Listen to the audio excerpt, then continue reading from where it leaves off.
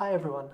Today I want to share with you the story of Colina Chijila, a woman with a heart of gold. Colina is also a teacher at Ferndale Primary School, and more importantly, she's a mother to many. Although she has a few children of her own, over the years, Colina has fostered numerous children who come from broken and abused families. Everyone in the area knows that if there's a child in need, Colina is the person to speak to. Not only children in need. If you ever need someone who's willing to listen and give sage advice, Colina's door is always open and there'll be a cup of tea waiting for you. She is the grade R teacher at Ferndale and a more inspirational teacher no child could ever want for. The way in which she encourages her children and all of those around her to be the best that they can be should be a beacon of hope for any teacher in South Africa. This is Colina's story.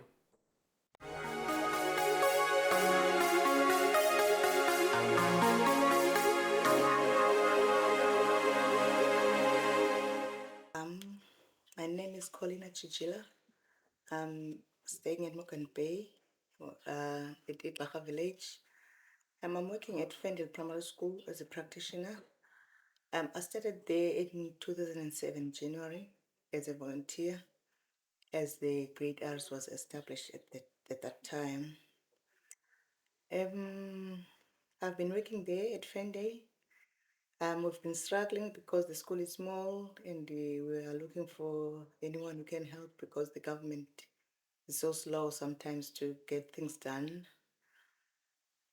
But everything happens as usual, as like normally as other schools. And as years go by, we meet some sort of problems like less students and other problems like that. But we're still surviving. Last year, where we managed to be isolated to be seen by Miss Fiona, who contacted us and bring her daughter's school, St. Martin's, from Joburg. And then from there, we met Mr. Thomas Wade, who was working there at the time. And then after that, this year, Mr. Thomas started to work with us here. It was great because Mr. Thomas managed to get us some sponsors from many people as he was staying in the town and talk with the people there. So at least now our school is getting there, it's getting somewhere. We managed to get some sponsors from Joburg bicycles and others who are willing to help us. Now our school is getting much better. We're gonna change the roof. We're gonna have new toilets. We did have chairs and other stuff. We are still gonna get some more like furniture and other things that are needed in our school. Yeah, Mr. Thomas was a great help with our school. Thank you. And then just tell me a bit, Colina, how many people or how many kids have you fostered? Because I know that you've got 2 at the moment, or is it 3 that you're fostering? But how many have you over the past few years actually fostered? Sure, it's too much. I think in 2003, I was staying with my sister's daughter and my cousin sister's brother at the age. I think they were very young, like they are about 12 to 24 months old until they are about 10 to 11, 12 years of age. And then since then, they have been coming and going, lots of children. In 2017, I think, yes, I did get another girl from school. She was from Tsolo in Transkei, and their parents are not coping, so she decided to stay with me. Now she's doing grade 12, and Another boy, I met this boy in school. He was, I'm not sure about the year, but he was doing grade 7.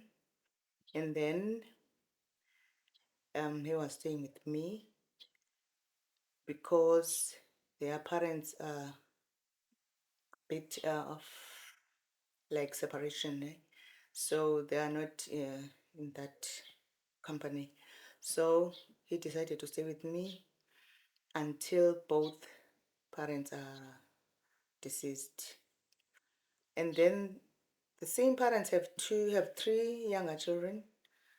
Um, then parents died, as I have said. So the children were staying with the bigger brother, but the brother was so abusive. So they always reported school. So I decided to call the police, and the police referred me to the social workers, which they decided to take them to court. And the children, they say they want to stay with me. As from last year, October, those children are staying with me, and they are fine and safe. They're happy now. Yeah. Oh, I think that's just amazing. I mean, Yeah. and how you've got what, 3 of your own? Two, only two. Only 2. Only two Okay. boys. Oh, so you've only got boys. Yeah, I only have two. I only have two. And I do have another two young men. They are all as like my firstborn. The other one was a friend of my son. They were working at another internship called WESA. And then also he was not happy with at that time with the parents, and he also decided to come and stay here. I think it's his 5th or 6th year staying with me here. But I managed to speak to him, and so they did get along with his mother. But he's staying here. But sometimes he used to go home and do your hair. Another 2 you've got at the moment, you got them through foster care, so you Yes. are getting SASA for them. Yes. What about the others? Did you? No, I didn't get anything from others. Yeah, the other one, the brother of those two is older now. He's working. The girl who is 12, who is doing grade 12, I didn't get anything from the parents because it's like, yeah, Difficult. difficult for them. Like, they are staying in that area. So, but they did get SASA for her. But I don't mind because I have to get the child to school. Yeah. And the others are old, like they're young men. They're about 20 something years. So They can look after you yeah, when you're old. hope so. Mm. Hope so. Oh, but that's amazing. And I mean, also you also take some of the dogs in, don't you? They are my brother's dogs. They used to come here because they like food, you know. So the first thing I do in the morning is to cook for the dogs, and then the people can follow. I think that's why I have many lots of dogs. Well, cooking it's you love your cooking. Oh, I I mean, love cooking. every now and again, I'm spoiled at the school. I'll get there and Colina calls me and says, "Mr. Thomas, look, I've got food." And she'll have fed cook, Yeah, and she makes it fresh every morning that she makes it. That's I like cooking. It's the best thing I can do. Even if it's late or in the morning, I can cook. And I don't like people eat stale food. I it's got want to be everything fresh. fresh, fresh. Yeah. Anything that you want to say? Any to the people you're gonna watch? Any advice? Any? Yeah. All I can say to the people, um, if you see someone suffering, if you can be able to help him or him, please try. Even if it's something small, he will appreciate that. Even if you have a shelter. I mean, I don't have a big house, but they know this is the only thing I have. I can share with them. Even if it's small, I don't mind. We can share. And people must not take children because of their money. They must do it from their hearts. You see, because if there is no money, she will mistreat the kids, you know. And then people must behave, and people must respect in order to earn. the respect from others. You must respect, even if it's a child, respect the child. And she will know that respect is one of the most important things in life. And you must love each other. Because if you don't have love, there's nothing you can do.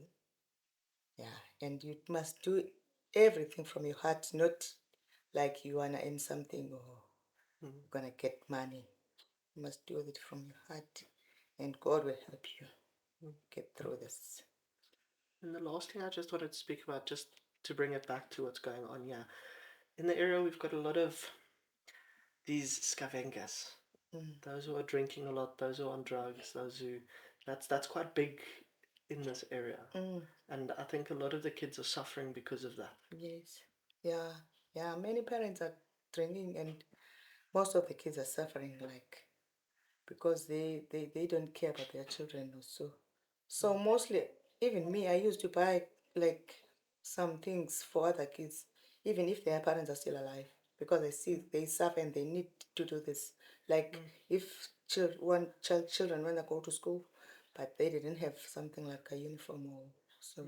So I'm not scared to buy something even if the parent is still alive, because hey, the drugs are like, I don't know, they are growing up rapidly in this area.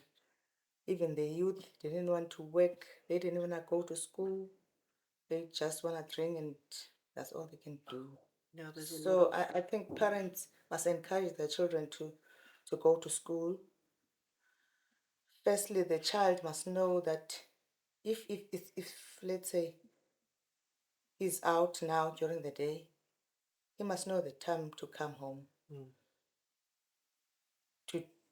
He must have the cause. Like, I know I must get some water, I must do this, I must do this. So the child must not spend most of the time outside, especially at night, because they can get drunk and smoking and do these things. Yeah, I think that's important, and sport is important. Get the kids Sport doing is, something. yes, I in know your extra sons time. play rugby, and he likes his soccer. Yeah, And everything. They really like plays everything, soccer and rugby, and because the sports keeps them busy, so they won't have that chance to think of shady things like that. thank you, Colina. You're always special to me, and I just want a lot of people to learn how special you are. Well, thank you. If you like these videos, please consider liking and subscribing so that you can be up to date with any new interviews and stories that I share. I really appreciate all of the support that I've been receiving already, and as always, watch this space. Great things are coming.